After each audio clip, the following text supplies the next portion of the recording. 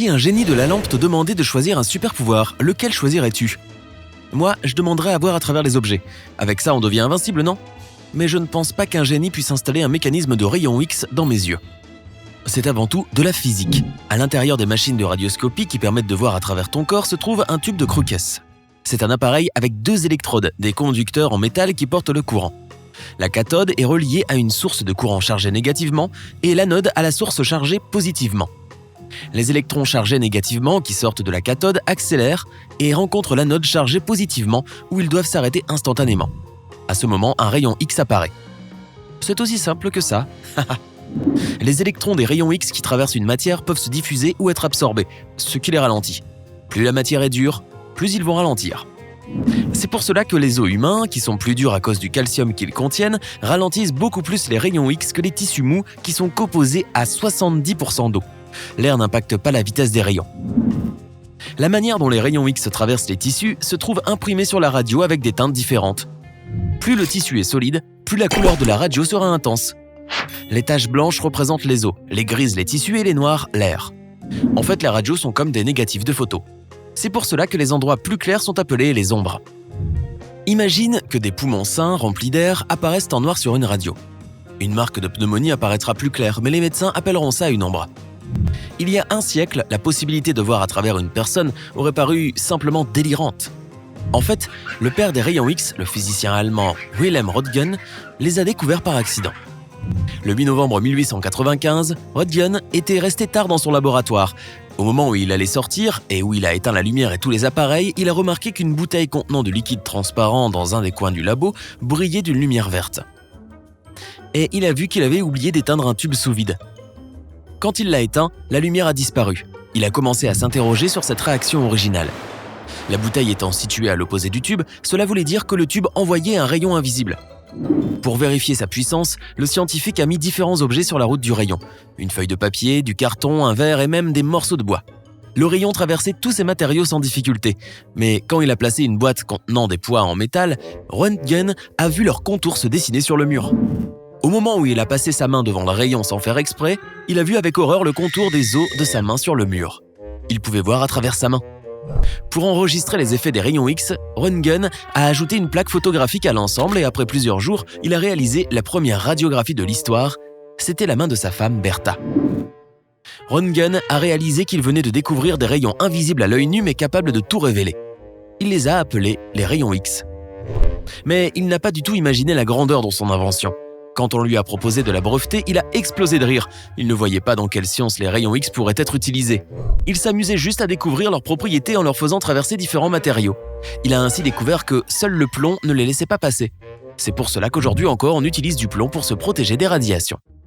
Malgré son recul par rapport à cette découverte, la communauté scientifique a admiré l'invention et les unités utilisées pour mesurer la quantité de rayons X ont été appelées Röntgen. C'est le premier scientifique de l'histoire à avoir reçu un prix Nobel de physique, mais il n'a jamais breveté son invention. Ça a permis à certains ambitieux de se faire de l'argent sur son dos, qui ont ouvert des centres médicaux où les patients pouvaient obtenir une photo de leur squelette. Un journal de l'époque a même inventé que les rayons X pouvaient transformer le plomb en or. Même si les rayons X n'étaient pas magiques, les médecins du monde entier ont vite réalisé la valeur de l'invention de Röntgen.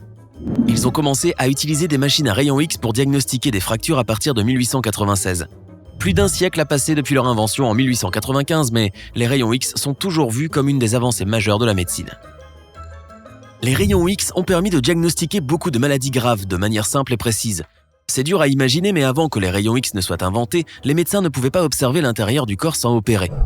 Évidemment, cela rendait tout traitement bien plus ardu, et certaines maladies ne pouvaient tout simplement pas être diagnostiquées.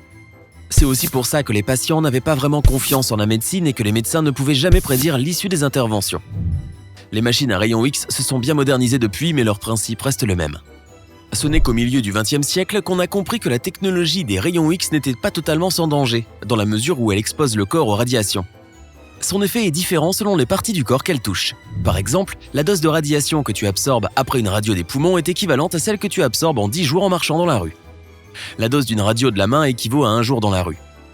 Celle d'une radio de l'estomac et de l'intestin peut aller jusqu'à l'équivalent de 3 ans de vie quotidienne. Cela étant dit, elle reste une méthode unique et très commode qui aide à obtenir un bon diagnostic. Cependant, elle ne doit être utilisée qu'en cas de nécessité. Encore une chose pour montrer qu'il ne faut pas en avoir peur. On absorbe bien plus de radiation au quotidien. Le soleil est la plus grande source de radiation en provenance de l'espace. L'atmosphère et le champ électromagnétique terrestre nous en protègent un peu, mais certains rayons parviennent quand même jusqu'à nous, surtout à haute altitude. Peu à peu, des usages aux rayons X ont été trouvés en dehors de la médecine. Les aéroports en tirent également parti. Ils passent sous rayons X les bagages des passagers, mais aussi tous les colis envoyés par la poste. Avant d'embarquer, les colis et les lettres passent par une machine qui révèle leur contenu à l'écran. Si les employés y voient quelque chose d'interdit ou de louche, ils ne les chargeront pas dans l'avion. Même les avions sont passés aux rayons X. Cela permet de voir la moindre petite fissure sur la structure de l'avion. Elles sont invisibles à l'œil nu, mais pourraient mener à de sérieux dégâts si elles n'étaient pas réparées. Les rayons X sont aussi utilisés de manière plus inattendue en vue d'évaluer l'authenticité des œuvres d'art. Cette méthode a été utilisée pour la première fois il y a 70 ans et est encore aujourd'hui la plus fiable. Même si l'œuvre originale et la copie se ressemblent comme deux gouttes d'eau, les rayons X détermineront laquelle est fausse.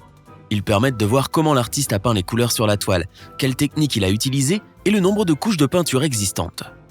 Tout cela permet aux professionnels de déceler les copies très facilement. Les rayons X sont aussi utilisés en archéologie. Quand les experts ont découvert des parchemins à Pompéi, ils étaient tellement fragiles qu'essayer de les déplier les aurait forcément détruits. Mais les rayons X ont permis de lire le texte écrit à l'intérieur sans avoir à les déplier. C'est un parfait exemple d'une méthode de science physique largement employée dans la vie courante. Si tu as appris quelque chose de nouveau aujourd'hui, aime cette vidéo et partage-la avec un ami. Et voilà d'autres vidéos cool que tu devrais aimer. Choisis juste celle de gauche ou de droite, reste avec sympa.